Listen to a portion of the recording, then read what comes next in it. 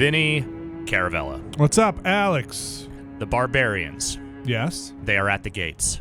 I've heard this. How are they doing? Well, that's kind of up to you. Oh. In Jon Shafer's At the Gates. Jon Shafer. Jon Shafer. Oh, of Jon Shafer. Yes, Jon Shafer of Civilization 5. Civilization fame. 5's Jon Shafer. Yes. Taking a lead Sid Meier from Sid Civilization's Jon Shafer's At the Gates. Yes, he created Jon Shafer, who then went to go create At the Gate. He was a lead designer. I believe he was the lead designer on Civ 5. A game I very much like. This game in particular has had a bit of a winding path to release. Okay. This was John's pet project post leaving Firaxis. He's been working on it with, I think, a couple of other collaborators over the last several years. Jeez. I guess several years isn't a long time to make a game, but especially with like 3 people. And I believe that there was a Kickstarter campaign that added some funding to this thing. There was a brief period where Jon Shafer went to go work for Paradox, which did not last very long. And then now the game is out. $30. $30 on Steam. Okay. And here's what I'm going to say. What are you going to say? We're just going to start up a new game here because I think actually a lot of the most interesting stuff in this game tends to happen pretty early on. Oh, the Goths. Who are you picking? You're picking from barbarian tribes? So the game is set so I had used the term the fall of the Roman Empire before, but I was corrected by a couple of historians to say, oh, that's not technically true. Historians? Oh, wow. Yes. So the period is post-Big Roman Empire. Okay. It's like 400 AD. Would you say maybe the decline of the Roman Empire? It's the schism in the Roman Empire that splits it out between the Western and the Eastern Roman Empires. Okay. A turning point, let's say, for the Roman Empire. So there are a number of different tribes, essentially, that you can choose from. The game only defaults to the Goths being unlocked at the beginning.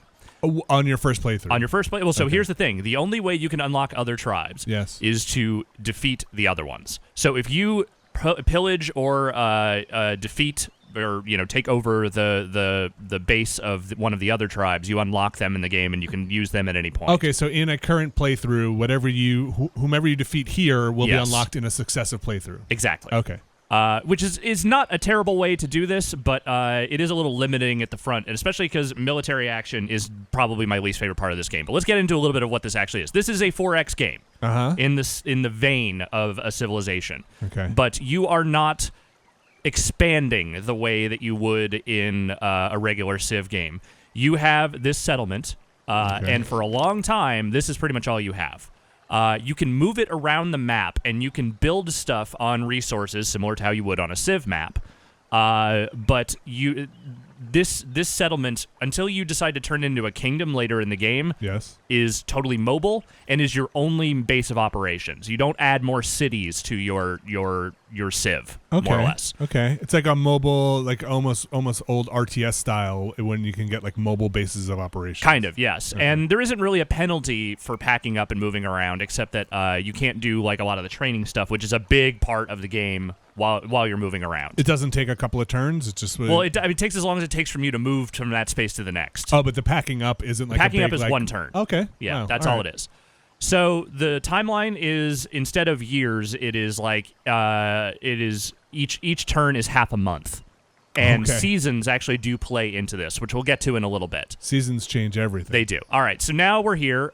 This is the big hook of the game, and I think the game's best idea is the clan system, which is how you gain all your units in this game. All the units? Pretty much, yeah, all units. All units, thank you. So you start out with a few clans at the beginning, and each of these clans has traits that you need to pay attention to because this has a lot to do with what professions you're ultimately going to want to train them in. Man, I am getting a very big like Crusader Kings vibe from this presentation. Yes, it is. I'd say the visual and audio presentation is very much in the vein of a hard strategy, not necessarily a beautiful strategy. You know what I mean? Hey, listen, that's in the eye of the beholder. I'm just saying what I'm feeling. All right, so we've got our first few clans here. Clan Detmar, who is, let's see what their traits are. So they are gregarious, which means that they are really good in social professions, which are things like exploration and also things that, there's a couple of different resources that you're building up over time, like fame and knowledge. Never has desires. So desires are things like, hey, We're going to have to work on that in their eye review. I want this other clan punished, or I want this kind of profession and only this kind of profession, Sure. or I want to be in their the own settlement at winter. I refuse to be out in the cold, that kind of thing. Otherwise, they take penalties Yes. and whatnot. Oh, so this one also, this clan also does not grow. They're low on fertility, which is a real bummer for them, and their health is lower as a result. So I'm sorry, just in terminology terms, clan different than a tribe. Yes. Okay, so a clan. The clans are joining your tribe.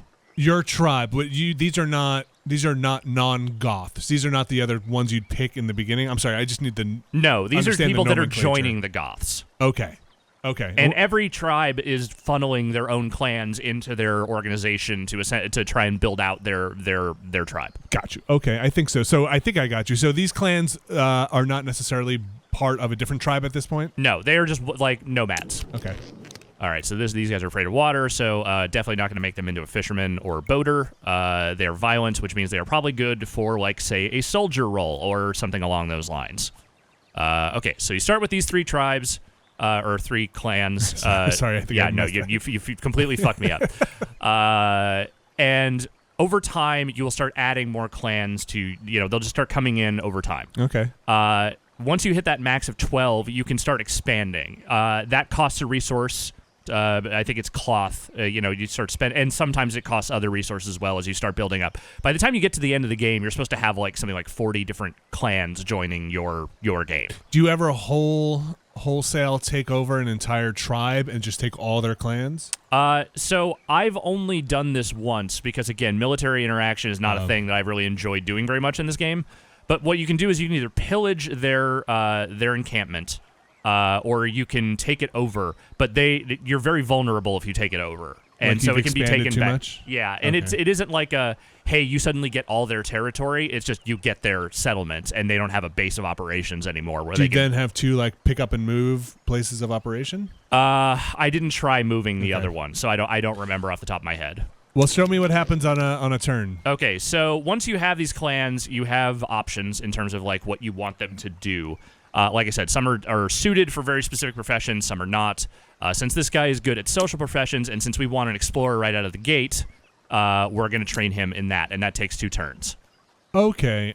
I'm sorry, I'm like trying to reduce this in my mind, but these are basically units. You're developing them into units. Okay. It's the same way you would train a unit in a city in Civilization. Sure. But it's specific. You can only train an individual clan in an individual profession. Yeah, so you can't break up the clan and exactly. Okay. All right. So, and then a profession. This is essentially the tech tree, the studying professions. Like once you build it, once you learn each of these different categories, these are the 6 main ones. There are a bunch of different jobs that start branching out, and sometimes they're escalations of an existing profession that gives greater bonuses. Sometimes it's all new kinds of resources that are being developed, that kind of thing. Okay. How do you? Sorry if I'm jumping ahead, but how do you acquire more knowledge per turn? Or so that is in the discovery wing. There are jobs that will develop knowledge. So if you make a clan into a specific unit, they might get more knowledge? Yes. Okay. So looking at my space right now, I don't have a lot of stuff. There are a lot of resources. There's some things down here that I will probably want to check out with my explorer once he's done. But there isn't like a lot of good like farmable resources or other things, but there is wood. So I think what I'm going to do is I'm going to go with crafting because that's where I can build a wood collector and they can start collecting wood from the forests around. Okay. And that is that turn. So let's hit finish.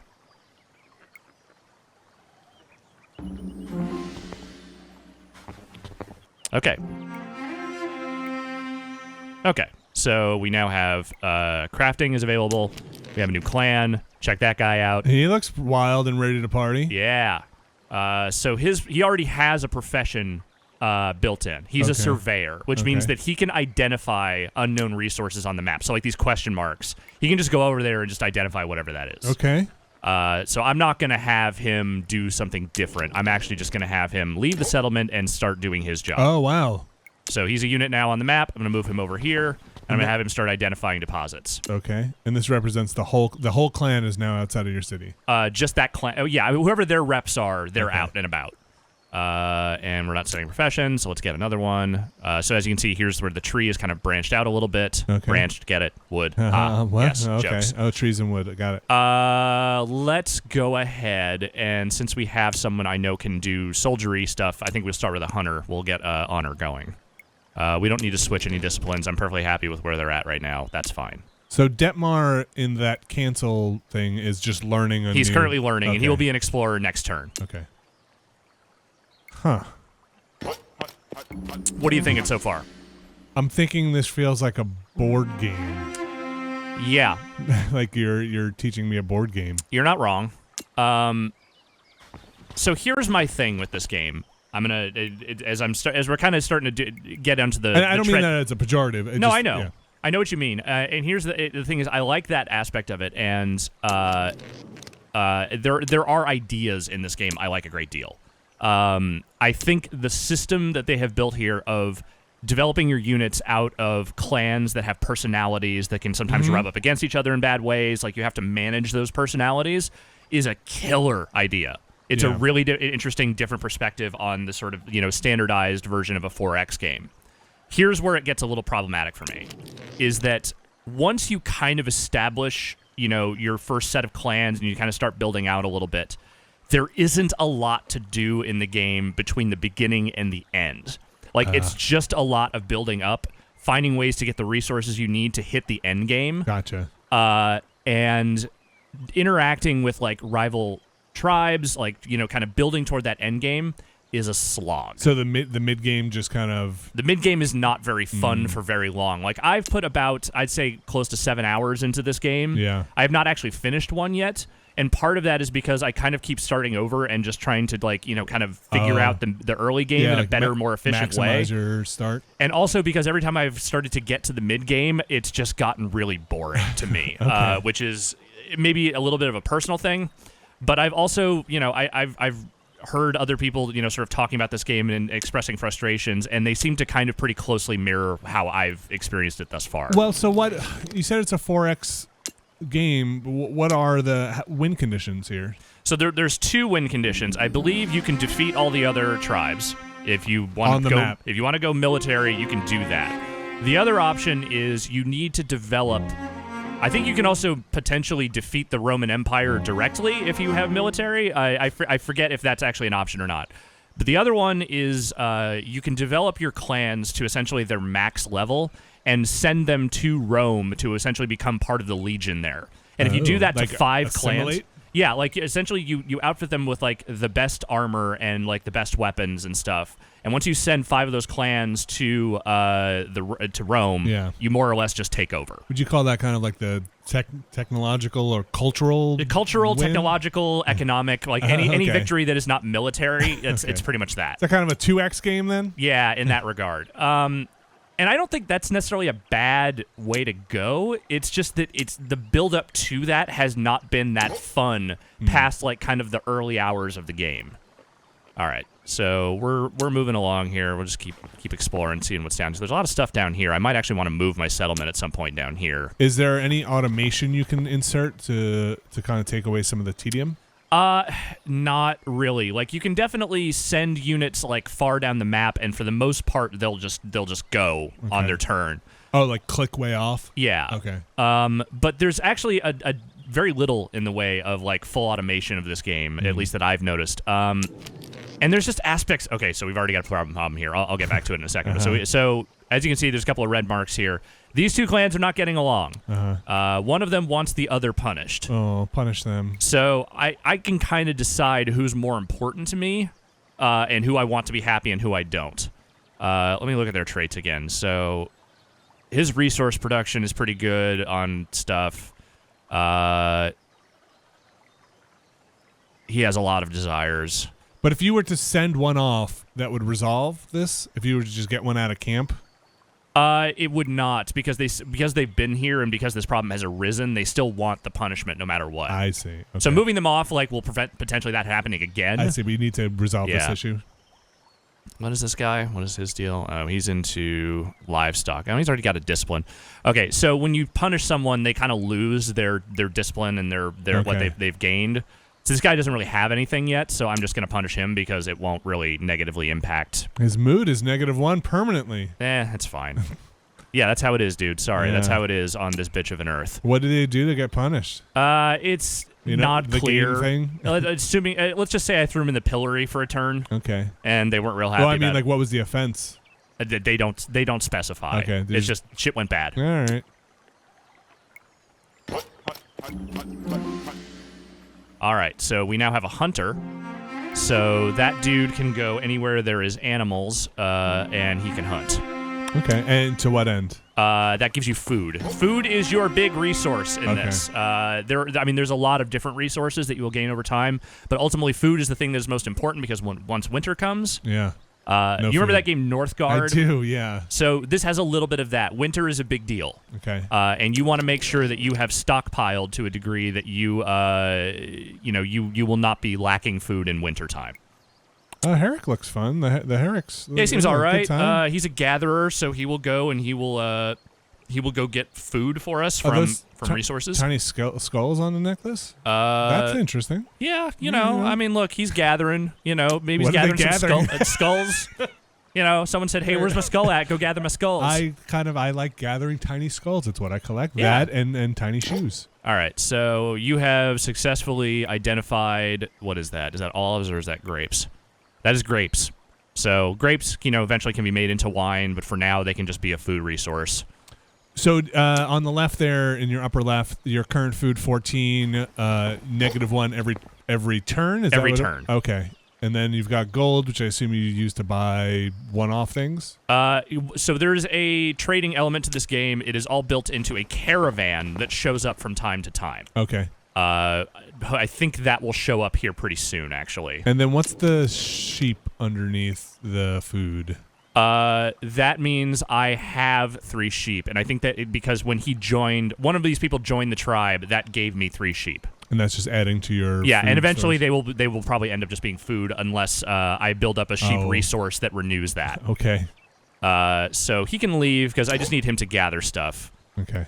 And you can go over here. Wait, no. There we go. Move. Start gathering some grapes. Okay. All right, what do we got here? All right, I need to start training these people in other stuff. So your livestock. Is that the person who's adding the 3 sheep? Yes. Okay. I don't really have a lot of livestock options right now. What would that look like? So once this has been identified, I can either hunt this resource, whatever animal this is, or I can build a pasture around them, and that will sort of Okay. that will essentially make that a more renewable version of that. Hunting will eventually just diminish that resource, similar to the way gathering will just diminish that resource over time. Farming will also do that, but you can also build a full-on ranch that will eventually just sustain that resource. But you need much higher level resources like stone blocks and wooden boards and things like that to build that stuff. What is the?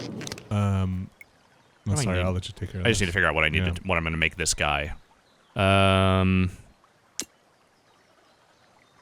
Let's make him a digger.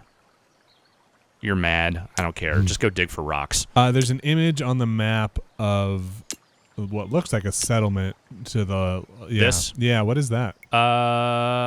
There's rumors of a wheat I farm. see. Okay, so you might go there, it might be nothing. So there's independent farms on the map and little just people, villages, whatever. People trying to get by. Yeah, there are also bandits in the Grand Civ tradition. There are enemy units that are just kind of floating around the map. Can any of these, I'm sure a warrior would be more effective, but any of these units can defend themselves? Most can't actually, and it's really only the military units that can really attack. Oh, really? And hunters technically they're the earliest version of that, but they're not very strong. Okay.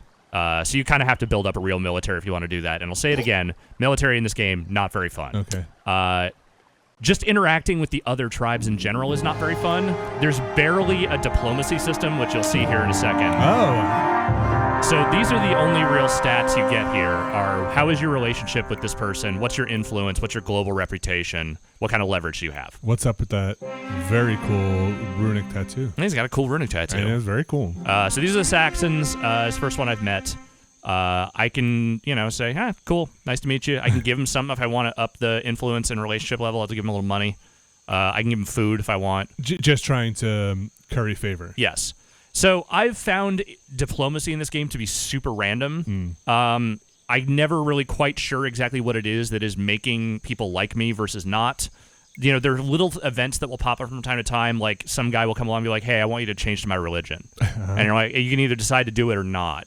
And, that obviously impacts, like, how they view you, like if you have a negative or a positive relationship. But the actual diplomacy is really limited and not fun, particularly. It's just one of those, like, there's a lot of little things like that just feel like they are skeletons of systems that sort of work, but they are just there to kind of barely support the real game underneath, which is really just rooted around this clan building system. Maybe ambitious but not fully fleshed out. Yeah, and that's where I'm kind of bummed out with this one, because conceptually I really like it. I think the idea this dude had for this game, that is help. That's a bandit. We'll see if they come after me or not. Okay. Yeah, like it's just I wish I liked the overall like structure of it more. I wish it felt like some of these systems were more fleshed out.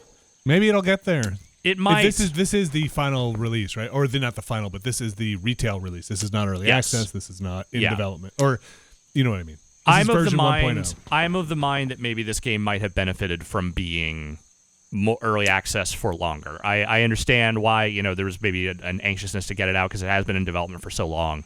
But there's just a lot here that doesn't feel fully developed. Gotcha. This is the caravan I was telling you about. So this shows up every once in a while. You can buy and sell resources here. That's pretty much it. Like, this is where you get stuff early on that you can't otherwise build. It's also, it's just kind of like where if you are low on a resource, it's a good place to kind of like stockpile and build up. So not your caravan? No, it's an everyone caravan. What's the upgrade caravan then? So if I upgrade it, they spend a little money. And bribe the owner. Okay. It essentially means they will have better stuff, and I think also makes it maybe make it a little cheaper down the road. I see. Okay. Yeah. So you're basically making a little donation so they get better. Yeah. In fact, I'm going to do that right now. All right. Upgrade that caravan. Get yourself better. So there isn't a lot here that I actually need right now, and I haven't developed enough stuff yet to really sell anything. So I'm just going to kind of let this one slide. But that's that builds out over time. You get more access to more resources. And is that represented on the map, or that just happens? The caravan. That's actual physical traveling caravan. I've never actually seen a map representation of it. It's just like there's a little turn counter that shows up here. Okay. And I haven't done metalworking yet, so we'll just actually, you know what? I need some kind of livestock job for that guy. So I'm going to make him a rancher. Is there a lot of what I'm asking is coming from other games like this, but is there an enticement for clans to come to you? Can you make your place more appealing? Fame is the other, similar to knowledge, is the other one that you can develop over time. And I think fame makes it so that clans want to come to you faster. And is that something you're building monuments, or you're It's just a job. Like I think there's you can build like bards, or turn people into bards, or minstrels, or whatever, and they will spread the word of how dope your civ is. Okay. I'm sorry, your tribe. Yes. Look, man, I'm just going to use these terms. It's fine. All right, so you're a digger. That appears to be rock of some kind, so why don't you go take a look? Oh, a digger being kind of like a miner? So I am 99% sure I am playing on this exact map with this exact layout at home. Okay. I don't think these maps are super randomized.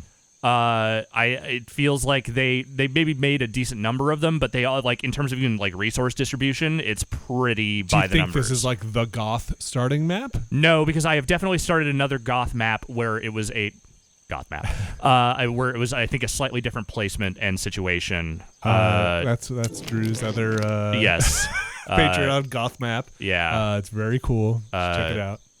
Let's see. I haven't finished the rancher profession yet. So if I don't have anything that I can develop anyone in right now, I can train my man. Well, I can't upgrade his livestock ranking yet, but I could add one of these other ones if I wanted to change his job. I don't. So I'm just going to produce treasure, and that just means you get 5 gold for that turn. Okay. It's just basically instead of being idle. Yeah. We got some independent Northmen joining us.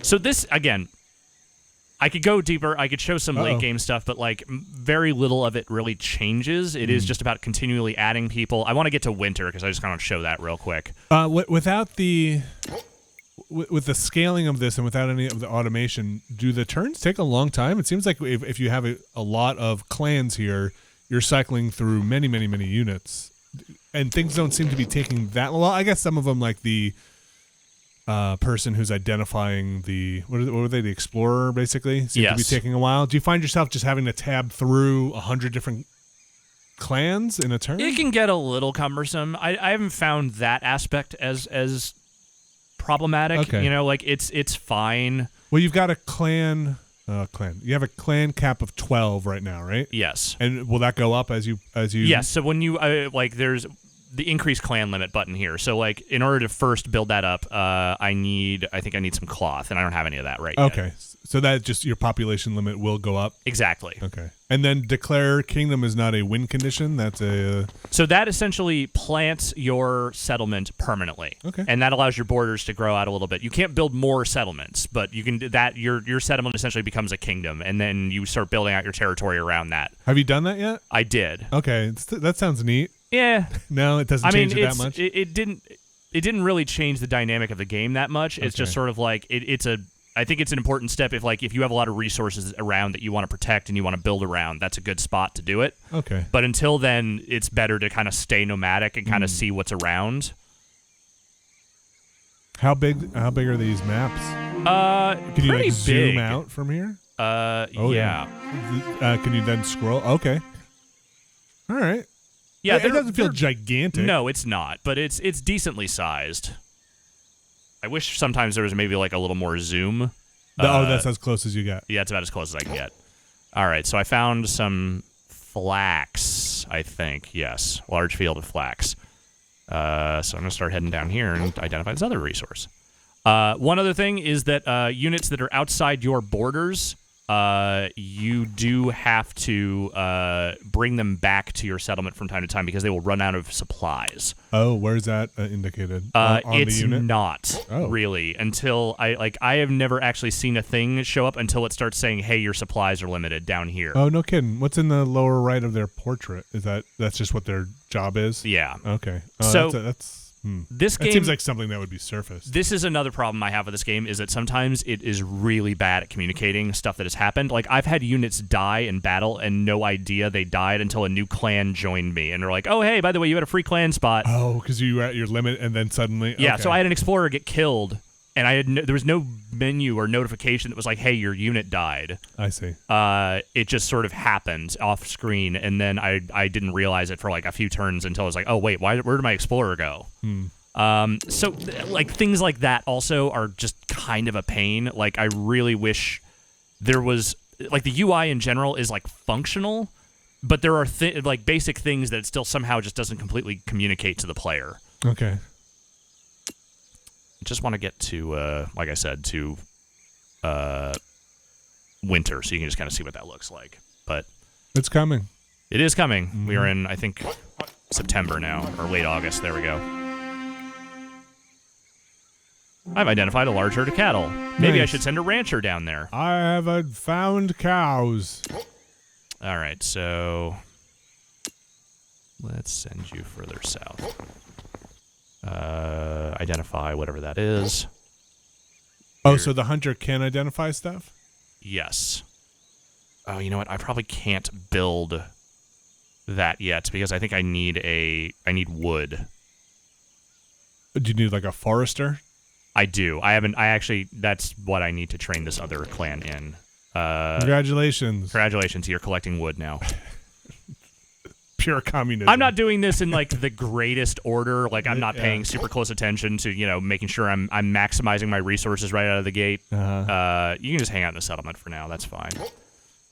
So these what look like possibly aggressive other units won't necessarily come out of their little pit of spikes to attack you? Yeah, I found that like bandits sometimes will, especially if you put like a more militarized unit near them. And if you are wandering through other clans' territories, sometimes they will just attack you. The other clan. Yeah, the other tribes. Like, they're not super into you just kind of wandering around your place. So that is that. Forestry? What do I need? What do I need? Did you do the wood collectors already? Yeah, I did. That one's already Okay. built. Let's go ahead and let's do bards. I don't need to switch anything. It's fine. I thought I was training this guy. I thought I'd set that already. Whatever. Well, I don't know. Thought I had. Identify.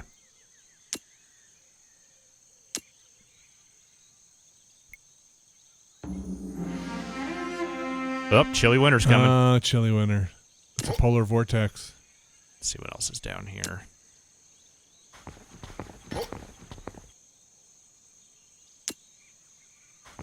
Oh. Some stuff. Yeah. Are you in the other No. tribe's territory? So their territory is this little space up here. You can see their encampment. I see. I do see. That is where they are. New clan has joined. He's imaginative and frail. All right, so very good in discovery. Is there anything maybe you can keep him around locally? Yeah, I think he might be my bard once that's done. Oh, okay. We'll just produce some treasure for a turn. Keep on moving. Keep on hunting. See what's out here.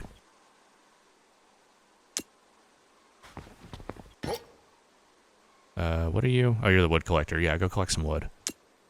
There's some wood. Do you kind of hit different biomes as you're traveling around the map? Yeah, there's desert land, there's grassland. You know, there's once you get boats, you'll start kind of sending fishermen and other galleys around. And then when it's once winter comes around, there's some places are more snowy than others.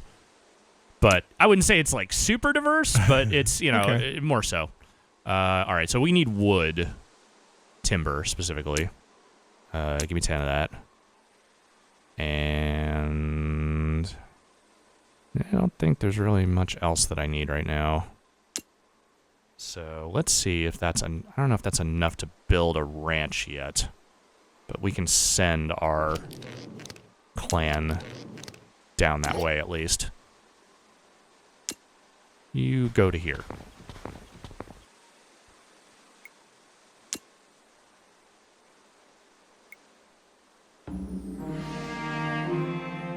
I can train a bard. Okay. What if I train this guy as a bard? Okay. Might. As long as they don't have to go walk Barf. around. Might. Bard. It's a good It's a good bard. The barfing bard. Was it wood bundlers? Those are the ones who double your output. So they're also ones that are just they live in your settlement, but they double your output at a certain resource. So a wood bundler does that. The leaves have gone off the trees, I think. Or you have picked the berries. I don't know what that means. So when an area is cold, they can no longer pick resources from that area. Okay. That means essentially that the harvesting season is over. So they they can't really do much at this point. So they just hang out. Just eat your food. Pretty much. Yeah. I don't have anything else for you to survey right this second. I guess I could send you down. Let me send you back in this direction. See what's over here.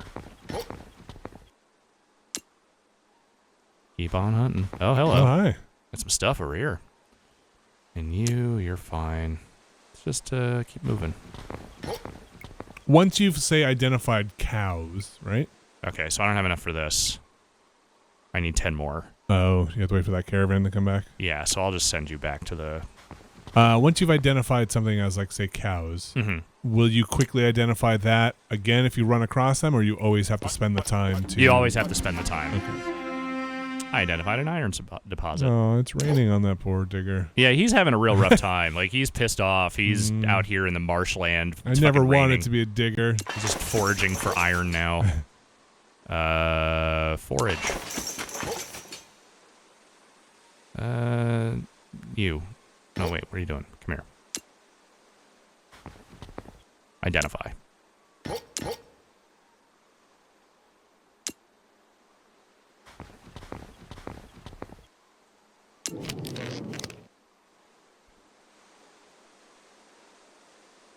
You are already doing this job. That's great. Congratulations. Continue to produce treasure. Everything is great.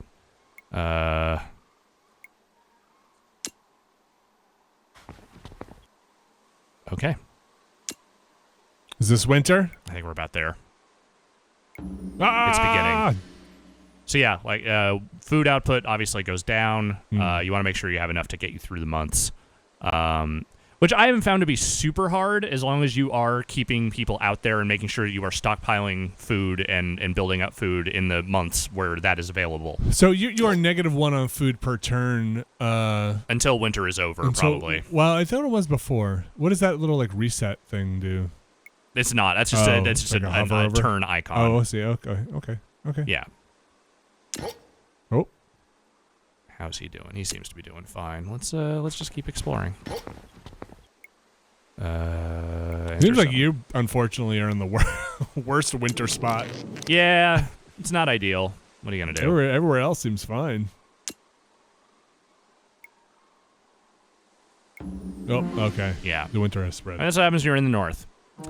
But yeah, so winter will, kind of take over for these months, and then, when things warm up, you kind of go back to the rhythm, and that is just that is the flow of this game. As I said, like there are, the victory conditions. Sorry, that was the diplomacy menu. Where's the one that shows? Would it be the laurel wreaths? That's just religion, which doesn't really seem to do a whole lot other than have to do with alliances. Yeah, so there's essentially, Okay. So I can either capture a Roman capital or send the 5 clans. And then training the clan as the Roman Legion is how you send, essentially do that takeover. And obviously I need better weapons and better armor and all that stuff to do that. Interesting. As I said, it's a cool premise. I think it's got some neat stuff in the early game, but the build up toward those victory conditions and kind of the experience I've had, at least in what felt like kind of the mid game sections, just really felt like they were kind of dragging on in a way that I was not super appreciative of.